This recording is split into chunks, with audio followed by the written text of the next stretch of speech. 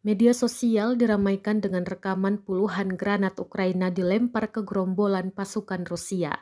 Rekamannya beredar di Telegram pada Kamis 23 Maret 2023. Dalam keterangan unggahan disebutkan puluhan granat meluncur melibas gerombolan pasukan Rusia sampai luka-luka hingga tewas. Granat dilempar dari drone Ukraina.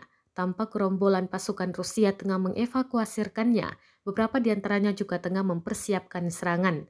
Rekamannya pun menuai berbagai komentar dari warganet.